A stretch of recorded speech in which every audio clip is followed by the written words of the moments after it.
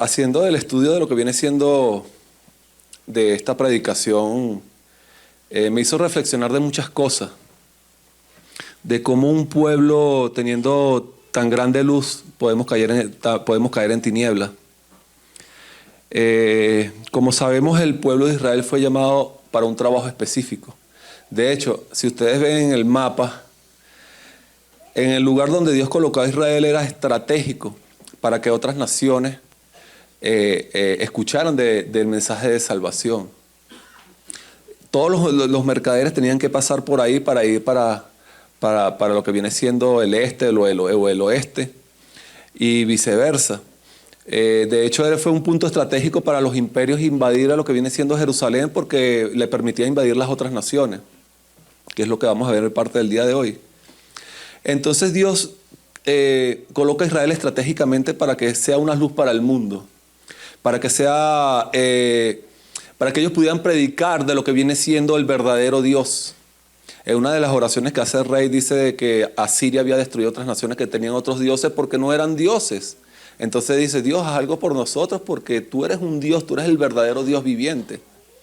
Pero es triste en este momento cuando el rey Ezequías hace esta oración, porque el pueblo estaba sumido en un oscurantismo religioso, estaba sumido en paganismo, estaba sumido también en idolatría que había llevado al pueblo a lo que viene siendo, en vez de ser luz, ser tinieblas.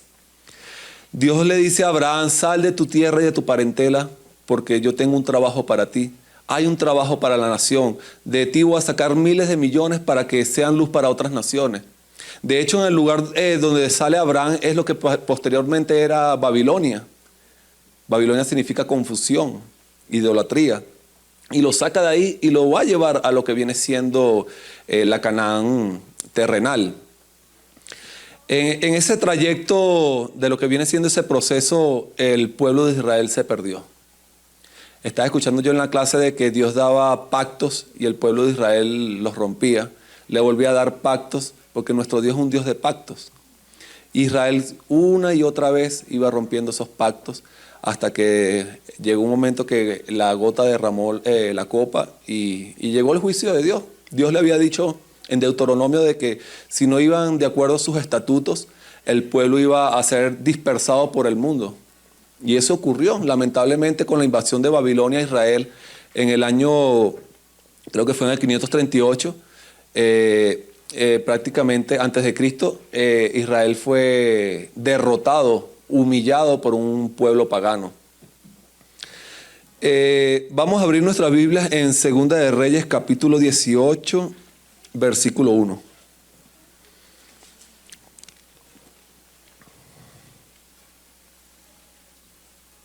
Dice así: en el tercer año de Oseas, hijo de Elá, rey de Israel, comenzó a reinar Ezequías, hijo de Acaz, rey de Judá. Cuando comenzó a reinar era de 25 años y reinó en Jerusalén 29 años. El nombre de su madre fue Abi, hija de Zacarías. Versículo 3. Hizo lo recto ante los ojos de Jehová conforme a todas las cosas que había hecho David, su padre. Él quitó los lugares altos y quebró las imágenes y cortó los símbolos de acera e hizo pedazo la serpiente de bronce que había hecho Moisés, porque hasta entonces le quemaban incienso los hijos de Israel. Qué triste. Es como una nación que había recibido una luz tan grande pudo haber caído en tan grande idolatría. Y esto es lo que vamos a ver el día de hoy. El tema de hoy se llama los pecados de Israel.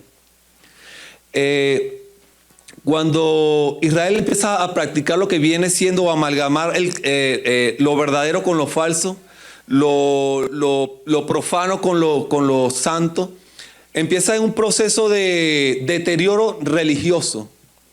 Donde cuando Dios llama a Israel le dice, oye Israel, tú vas a hacer luz para el mundo. Pero lamentablemente Israel cayó. ¿Será que la iglesia adventista también podría sucederle lo mismo? Pablo habla en Romanos capítulo 11, le dice a los cristianos, a los gentiles, le dice, no te jactes tú, porque si la hoja que era de la rama original fue desgajada y fue injertada otra que no pertenecía a ese tronco, Dios no podría hacer lo mismo. Dios lo puede hacer. Cuando Juan el Bautista estaba bautizando, le dijo, los religiosos le decían, bueno, ¿y tú por qué tú bautizas? Y él le dice, no te jactes, le dijo a los líderes religiosos, porque ustedes dicen que son hijos de Abraham, pero Dios puede sacar a Abraham hasta de las piedras. Y fue así. ¿Será que nosotros como adventistas del séptimo día podemos caer en el mismo error del pueblo de Israel? Existe un Israel espiritual hoy en día. Existe también una iglesia invisible, esperando el llamado que va a hacer la iglesia visible a ellos. Hay una iglesia invisible en el mundo, hermanos, que está esperando por este mensaje. Estaba yo hablando con un hermano, lo que pasa es que hay muchos venezolanos que están dispersos en el mundo. Él está estudiando teología en Alemania. Él es bautista, él me dice, yo soy bautista, calvinista, reformador, me dijo un poco de cosas, pero es evangélico. Entonces, estábamos hablando y él me dice, oye Israel, háblame de la iglesia adventista porque de lo que me hablan en el seminario es que ustedes son una secta. Yo le empiezo a explicar lo que es una secta. Una secta es una religión que tiene un libro igual a la Biblia. Por eso a los mormones le dicen secta, a los testigos de Jehová le dicen secta, y ellos creen que nosotros somos secta porque tenemos los escritos del hermanaje de White. Y yo le digo, no hermano, los escritos del hermanaje de White es una luz menor, pero jamás la vamos a comparar con la Biblia. Yo le digo, y él preguntándome, él no sabe nada de eso, y es lo que le dicen. Entonces llegamos a un punto, hoy me mandó una nota de voz, y me dijo, Israel, es que, él me dice, Israel, tú hablas tan parecido a mí que yo no puedo creer que en mi iglesia digan que ustedes son secta. Porque tú dices lo mismo que yo digo. Tú hablas lo mismo que yo hablo. Y es una cosa tan asombrosa porque él me explicó de la ley tal cual como la iglesia adventista la entiende. No somos salvos por la obra, no nos vamos a salvar por la ley. El que lo quiera hacer está perdido. Él me dice, el único que nos puede llevar al camino de la salvación es Cristo Jesús. Amén. Entonces él me dice, claro, yo le digo, claro, y la función de la ley es para reflejar el pecado del ser humano. Y me dice, es así, Israel. Es así. ¿En qué estás errado tú? Le digo yo. Entonces le digo, no, ¿en qué puedes estar errado tú también? Le digo yo.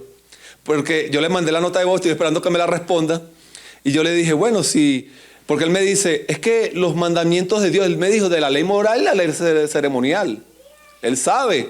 Entonces me dijo, es que Israel, yo entiendo algunos pentecostales que dicen de que la ley quedó abolida en la cruz. Eso es errado, Israel, porque la ley refleja el carácter de Dios. Pero él guarda el domingo. Entonces yo le digo, bueno, si la ley refleja lo que viene siendo el carácter de Dios y no guardamos la ley porque para ser salvos, sino porque somos salvos. Y le dije, y Cristo dice, si me amáis, guardad mi mandamiento, porque tú no guardas el día sábado. Ahí quedamos en la conversación, estoy esperando que me responda. Pero para que se fijen de que hay personas de que están en búsqueda de la verdad. Yo vengo de una iglesia evangélica también. Y yo duré más o menos 6, 7, 8 meses para entender el sábado. No lo aceptaba. Yo decía, el sábado quedó abolido en la cruz. Y en constante oración empecé a leer la palabra de Dios. Le preguntaba a un hermano de la iglesia, él me iba explicando hasta que pude entender. Acepté de que el sábado no estaba abolido. El sábado sigue vigente, es eterno. Y me bauticé. Y le doy gracias a Dios porque yo le pedí a Dios de que me mostrara la verdad. Y hay mucha gente en el mundo, una iglesia invisible que está en búsqueda de la verdad. Ahora fíjense, el pueblo de Israel cayó en una apostasía tremenda, tremenda. Tanto que el papá de Ezequías, ¿qué hacía el papá de Ezequías, Acaz? Agarraba a sus hijos y los pasaba por fuego. ¿Cómo un rey representante del pueblo de Dios puede pasar sus hijos por fuego? Y ustedes saben lo que significa pasar los hijos por fuego. Los quemaba vivos. Usted se imagina agarrar a su hijo y quemar a su hijo por un Dios pagano cuando usted tiene el conocimiento del Dios eterno. Y no obstante eso, le inculcó a su hijo toda esa idolatría pagana de adorar imágenes. El mandamiento de Dios, el segundo mandamiento dice: no te harás imagen de ninguna semejanza de lo que esté arriba en el cielo ni debajo de la tierra. No te inclinarás a ella. Y hay muchas iglesias que lo hacen. ¿Por qué? Si Dios es claro. Porque no leemos la palabra. No leemos la Biblia. Y es solamente los que nos dicen por ahí eso, bueno, está bien. Y nuestro cristianismo es un cristianismo mediocre. Pero fíjense, en ese mandamiento dice que hasta la tercera y cuarta generación de los que me aborrecen, pero hago bendiciones a millares de los que aman y guardan mis mandamientos. Y yo pienso que en el trayecto en la línea genealógica de cualquier ser humano debe llegar un momento donde se rompe esa idolatría. Conmigo pasó. Mi madre practica la brujería, mi abuela practica la brujería, la santería. Dios tuvo la benevolencia conmigo de que cuando mis padres se separaron, yo me fui con mi abuela, que ella era evangélica. Pero mi hermano se fue con mi abuela, que mi mamá, pues. Y mi hermano hoy en día se crió con mi mamá y mi abuela, y él es ateo. Reniega de Dios. Y mi mamá me dice: oye, Israel, es que tú y tu hermano son extremos, son polos opuestos. Uno es opuesto y tú eres el opuesto. Y es que hay un momento de que yo me imagino que Dios tiene misericordia y rompe eso. Y eso fue lo que pasó con este rey, el rey Ezequías. El rey Ezequías había visto lo que había hecho su padre con sus hermanos. Había visto la idolatría que había reinado en Jerusalén. Pero ¿qué dice la Biblia de acuerdo al rey Ezequías? Hizo lo bueno delante de los ojos de Dios. Destruyó los lugares altos donde se tenían imágenes. El pueblo de Israel adoraba imágenes. Aparte de eso también dice, y quebró las imágenes y cortó los símbolos de acera. ¿Ustedes saben lo que significan los símbolos de acera? Era una diosa de la fertilidad. Entonces iban las mujeres hebreas o judías a los lugares altos para pedirle a la diosa, ¿cómo es que se llama esa diosa? Se me olvidó, pero ¿qué se llama? Se me olvidó el nombre de la diosa. Iban delante de esa diosa para que le diera fertilidad a sus vientres. Pero el rey Ezequías destruyó esas imágenes e hizo pedazo la serpiente de bronce. ¿Ustedes saben de dónde viene la serpiente de bronce? Cuando el pueblo de Israel estaba errante los 40 años en el desierto, ellos blasfemaron otra vez el nombre de Dios. Entonces vino el enemigo y le mandó serpientes venenosas. Y todo el pueblo estaba pereciendo. Moisés le dice: a Dios, Dios, haz algo porque estamos muriendo. Y Dios le dice: levántate una serpiente y colócalo en lo alto de la congregación. Toda persona que ha sido pecada por la serpiente y veas la serpiente levantada de bronce, va a ser salvo. Es una simbología de lo que viene siendo el pecado. Y también viene siendo una simbología del sacrificio que hizo Cristo en la cruz. Porque cuando le dice a Nicodemo, porque cuando se ha levantado el Hijo del Hombre, todo aquel que cree en Él no va a perecer, sino va a tener la vida eterna. Es lo que le explica Jesús a Nicodemo. Pero el pueblo de Dios agarró esa serpiente y empezó a adorarla. Qué terrible, hermano. Cómo se une lo santo con lo pagano y crea una... Es algo terrible, es algo terrible. Y muchas iglesias están cayendo en ese error. Pero fíjense, para entender el presente hay que entender primeramente el pasado. Y Dios le dio unas estipulaciones al pueblo de Israel cuando iba a entrar a la tierra prometida. Vamos a ver en Deuteronomio. Vamos a abrir nuestra Biblia en Deuteronomio capítulo 17. Versículo 14 en adelante.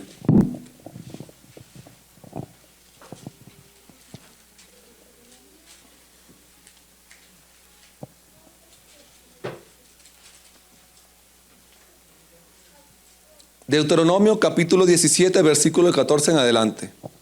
Dice así la palabra de Dios. Cuando hayas entrado en la tierra que Jehová tu Dios te da, y tomes posesión de ella, y la habites y digas, pondré un rey sobre mí como todas las naciones que están a mis alrededores, ciertamente pondrás por rey sobre ti al que Jehová tu Dios escogiere. De entre tus hermanos pondrás rey sobre ti. No podrás tener sobre ti a hombre extranjero que no sea tu hermano. Versículo 16. Fíjense lo que dice. Pero él no aumentará para sí, ¿qué? Ni hará volver al pueblo a Egipto con el fin de aumentar caballos, porque Jehová os ha dicho, no volváis nunca por este camino. Ni tomarás para sí muchas mujeres, para que su corazón no se desvíe, ni plata ni oro amontonarás para sí en abundancia. Cuando se siente sobre el trono de su reino, entonces escribirá para sí en un libro una copia de esta ley, del original, que está al cuidado de los sacerdotes levitas. Y lo tendrás consigo y leerás en él todos los días de su vida, para que aprenda a ¿qué? A temer a Jehová, su Dios, para guardar todas las palabras de esta ley, a estos estatutos, para ponerlos por obra. Para que no se eleve su corazón sobre sus hermanos, ni se aparte del mandamiento a diestra ni siniestra, a fin de que prolongue sus días en el reino, él y sus hijos en medio de Israel. Y este es un mensaje que le da Dios al pueblo de Israel, al rey específicamente, porque él sabía de que el pueblo de Israel iba a solicitar un rey, como ocurrió. Y él dice, van a tener rey, pero no el que ustedes quieran, sino que el profeta le diga. Vamos a leer algo muy importante en Primera de Reyes, capítulo 10.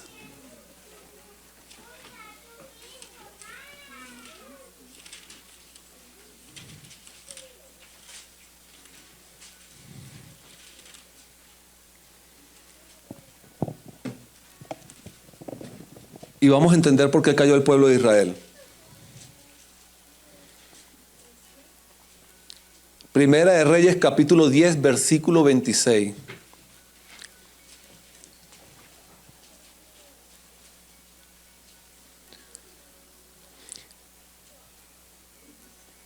Y juntó Salomón carros, ¿y qué juntó más?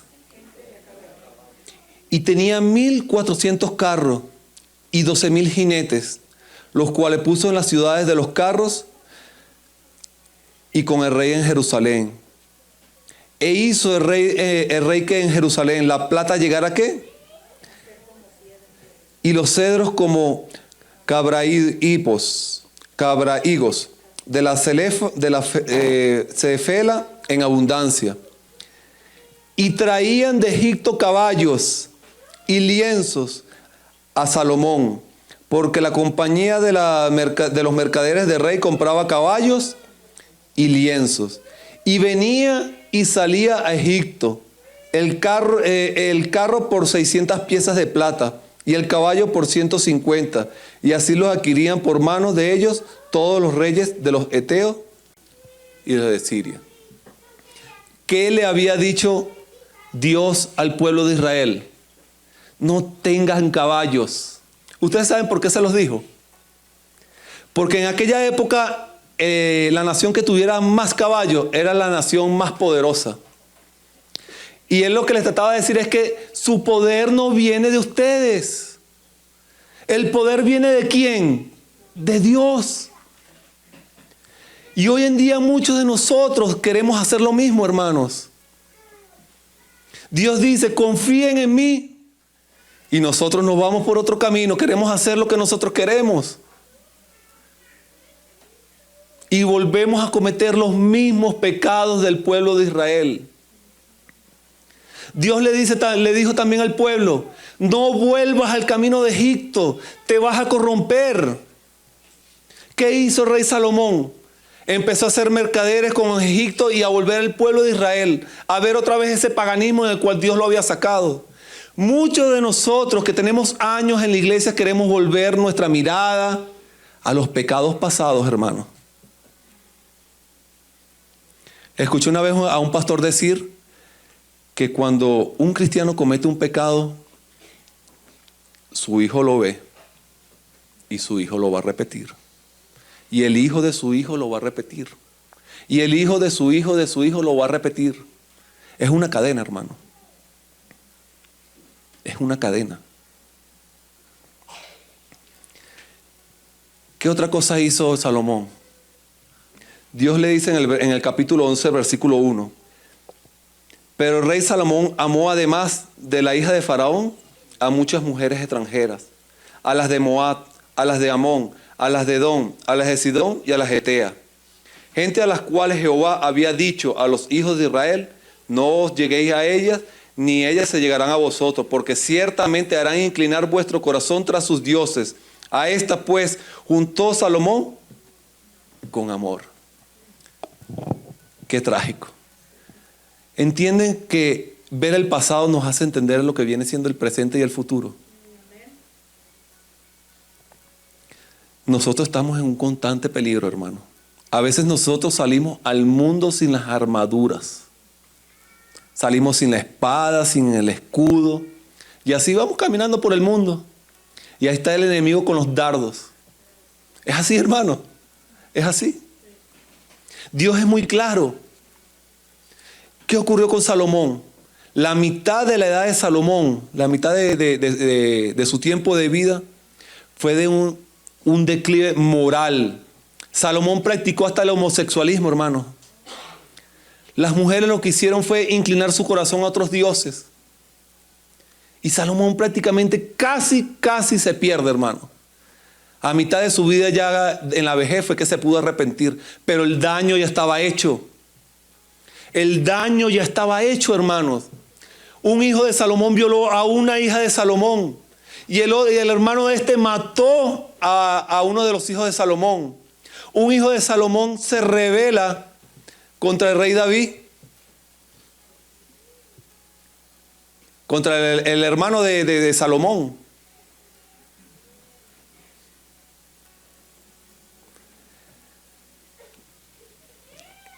Yo cuando estaba haciendo este estudio, hermanos, de verdad que me dio una profunda tristeza porque el pueblo de Israel tuvo que haber hecho el trabajo. Si el pueblo de Israel se hubiese mantenido santificado en el nombre de Dios, ya esta historia ya hubiese acabado hace mucho tiempo. Y Dios también ha hecho un llamado a la iglesia adventista del séptimo día. No volvamos a los caminos del pasado. Miremos siempre adelante, hermano. Miremos siempre adelante. Hay una iglesia invisible esperando por este mensaje de salvación. No dejemos que los tesoros de este mundo nos nublen la vista. Fíjense lo que dice Deuteronomio capítulo 8.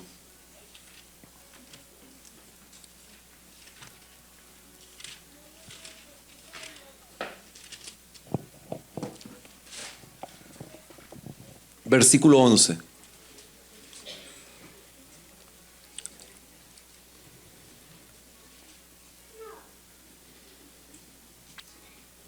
Dice así: cuídate de no olvidarte de Jehová tu Dios, para cumplir sus mandamientos, sus decretos y sus estatutos que yo ordeno hoy.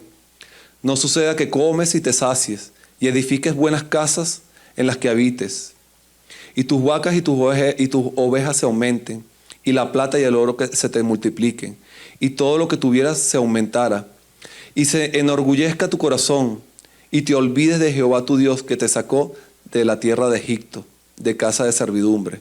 Versículo 17. No digas en tu corazón: mi poder y la fuerza de mi mano me ha traído esta riqueza. Sino acuérdate de Jehová tu Dios, porque Él te da el poder para hacer las riquezas, a fin de que confirmes sus pactos que juró a tus padres, como en este día. Mas si llegaras a olvidarte de Jehová tu Dios y anduvieras en pos de dioses ajenos, y le sirvieres a ellos y te inclinaras a ellos, yo lo afirmo hoy contra vosotros, de que cierto estás pecando, como las naciones que Jehová destruirá delante de vosotros. Así pereceréis por cuanto no habéis atendido la voz de Jehová tu Dios. Como todos sabemos, hermanos, este es un país que nos hace prosperar económicamente. Yo me veo de aquí hace 5 años que yo llegué, yo en Venezuela ni siquiera tenía un carro. Yo en Venezuela ni siquiera tenía un carro, hermano. Vivía arrimado en casa de mi tía porque no tenía dónde vivir. Y hoy, gracias a Dios, yo veo y yo digo, Dios, de verdad que nos has prosperado. Y no solamente a mí, a cada uno de ustedes, hermano. Ustedes saben que yo trabajo en el aeropuerto en telecomunicaciones y me salió una oferta a otra empresa donde me iban a pagar mucho más. Yo metí los papeles, ahí mismo me llamaron. Yo tuve que haber comenzado el miércoles a trabajar en esa empresa. El martes a las 5 de la tarde, cuando yo me retiraba, yo le pedí a Dios y le dije, Dios, tú sabes mi condición económica, tú sabes verdaderamente lo que yo necesito. Yo no conozco nada, yo soy como un niño, le dije. Le dije, Dios, tú sabes que lo más importante para mí, lo que yo más deseo, es poder terminar la carrera. Yo quiero servirte, le dije así. Le dije, a mí no me interesa el dinero, Señor. Tú conoces mi corazón y a mí no me interesa el dinero. Si tú deseas que yo me vaya para esa empresa, que se haga tu voluntad. Pero si usted, Señor, no desea de que yo me vaya para esa empresa, usted va a hacer lo que es necesario para que yo no me vaya. A las 5:10, 5:20, 5:15, me llega un mensaje de la persona que me está contratando y me dice, Israel, no sé qué pasó. Esto nunca había pasado, pero ya no vas a poder comenzar a trabajar mañana. Se pararon las contrataciones de repente y ya no vas a poder entrar en esa empresa. Yo levanté la mirada al cielo y dije, alabado sea Dios. Usted sabe, Señor, lo que yo necesito. Tal vez en aquella empresa no me iban a dar la oportunidad de ir a estudiar, como lo hace esta empresa, que me da la oportunidad de irme 15 días y volver, y tengo mi trabajo todavía ahí. Ahorita en enero me toca irme, otra vez una semana.